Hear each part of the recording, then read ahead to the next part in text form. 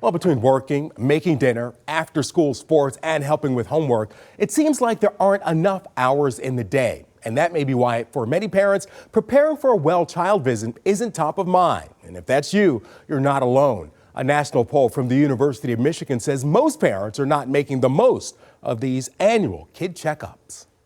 Today, new mom Christina is bringing her 2.5-month-old son Kyrell to the pediatrician for a well visit. Today is like a follow-up for him. He was born at 27 weeks and 6 days. But he's a healthy newborn. With a lot on her plate, Christina says preparation is key to getting the most out of these visits. A lot of questions I try to write down so I don't forget. But only 25% of parents prepare questions in advance most of the time. That's according to the C.S. Mott Children's Hospital National Poll on Children's Health. The poll's co-director, Sarah Clark, says that's just one way parents are falling short on maximizing well visits. She says situations where you felt uncomfortable in the past are great topics to raise with your provider. A well child visit is a great opportunity to say, hey, this happened. I wondered what to do. Could you give me a little guidance for the next time? How do well visits change as kids get older?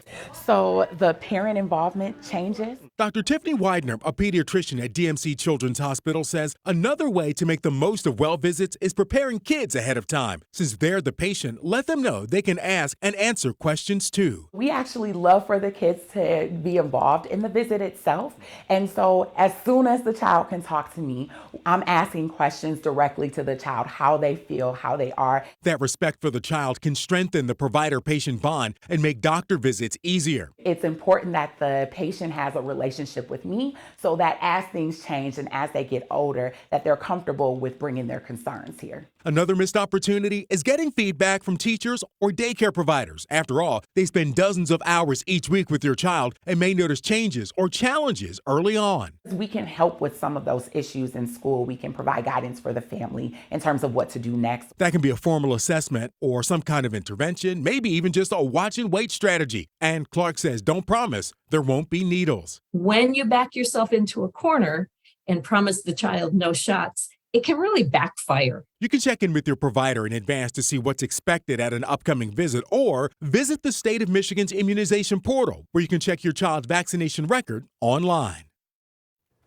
Now, if you do find that you are behind on vaccines, you can work with your pediatrician. There are CDC-approved catch-up protocols to help you and your child get back on track. But the important takeaway here is that since the average child well visit is only 10 to 20 minutes long, it's important to go in there with a plan to make the most of that time. Have your questions written out. Keep a notation on your phone, a piece of paper, whatever you need. Without a doubt. And talk to those parents and other caregivers because they see your child from a different angle and might catch things that you miss. Great story. Thank you very much.